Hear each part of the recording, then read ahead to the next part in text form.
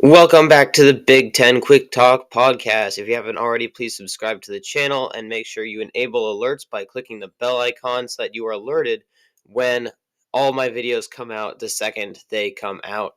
All right, we will be previewing the national championship between the University of Michigan and the University of Washington. The game is being played in Houston, where the Houston Texans play NRG Stadium, and it will be on Monday the 8th. Monday the 8th at 8 o'clock. I will be doing a reaction to this shortly after the game. Be sure to tune in for that. Let's get right into the preview. All right, so the first aspect of this game we are going to look at here is why I know that Michigan is built to play this Washington team. We're going to rewind the clock here back a little bit to 2020. At the end of that season, I think they only played like 5 or 6 games. Michigan, they didn't do very well at all. I think they only won one game that whole year, and they were too scared to play Ohio State. Let's face it. They gave COVID as a reason, but it was really, they could not play Ohio State. Ohio State was really, really good. They couldn't do it. And if they would have lost that game, I think that would have been Jim Harbaugh's last game as the Michigan Wolverines head coach. And he knew that he had to beat Ohio State to retain his job. He knew that. He had gone 7 years of losing to Ohio State. So going into that offseason, excuse me, he knew that he had to build his team to beat Ohio State. Because if he can beat Ohio State, he can beat the rest of the Big Ten, no problem.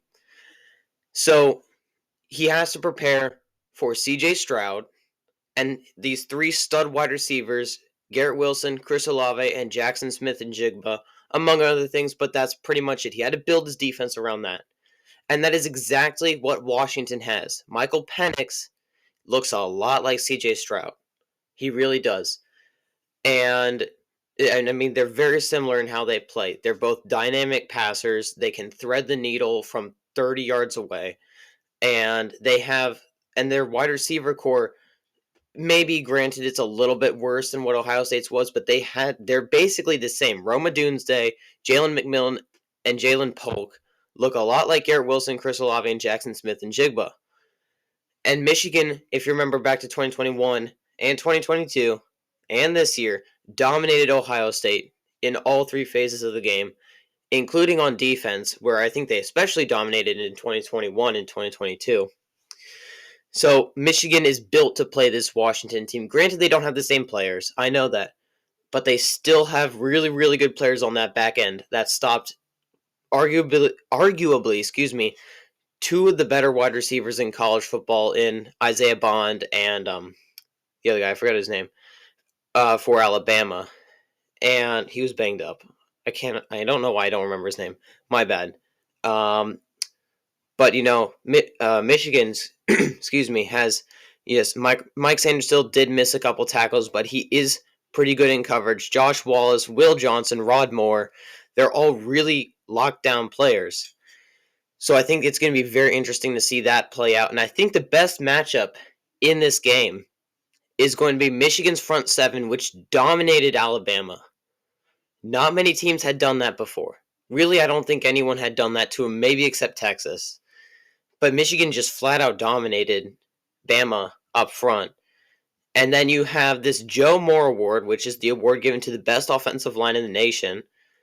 The Washington offensive line won that award. You have the best offensive line going up against the best front 7. And I don't think that's arguable either way. It's the best offensive line versus the best front 7. And that's going to be a very fun matchup to see. My early prediction for this is that Washington's offensive line will struggle early, but then as the first half ends going into the second half and going through the second half, they start to assert their dominance on the Michigan front 7. But the Michigan front 7 we saw in that Bama game, they sent a ton of blitzes. They left their corners out on islands, and their corners did a very good job, especially downfield.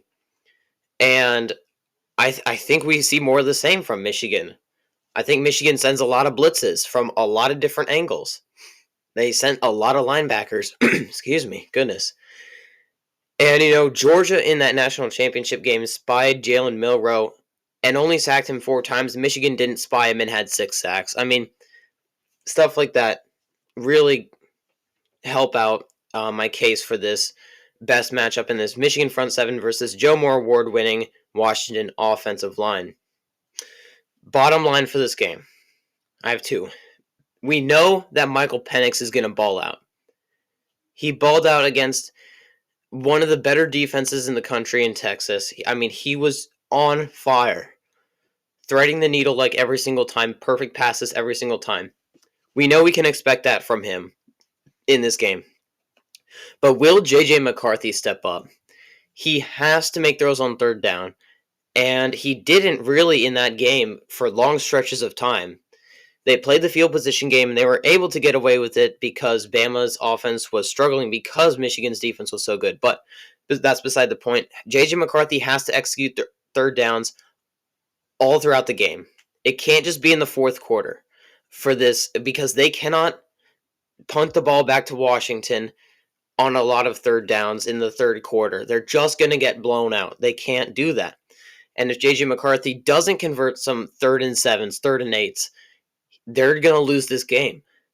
I guarantee it. Because you let Washington get a couple, excuse me, I'm trying to think of how to phrase this. Right, you let Washington get a couple more possessions than you, Washington's going to make you pay for that. No matter how good your defense is. We saw that in the Texas game.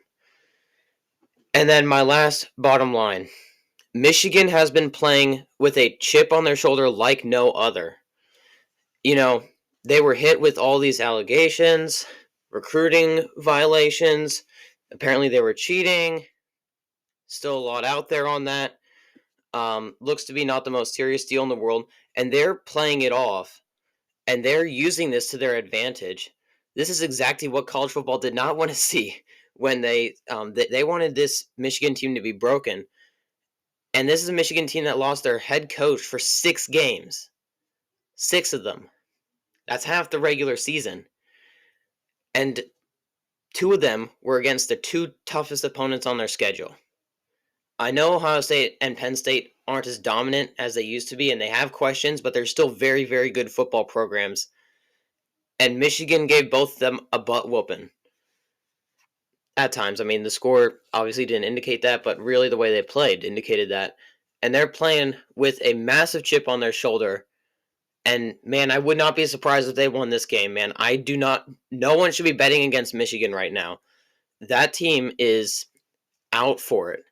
Ever since they lost last year, they got a little taste of that blood last year, versus TCU. And they haven't been able to be stopped ever since. And I mean, that's facts.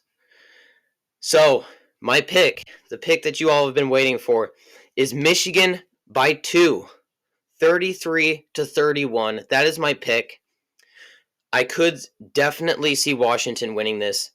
But either way, when they go to Big Ten Media Days in a couple months, that trophy's going to be there. That national championship trophy is going to be wherever they do Big Ten Media Days last year. I think it was in Indianapolis.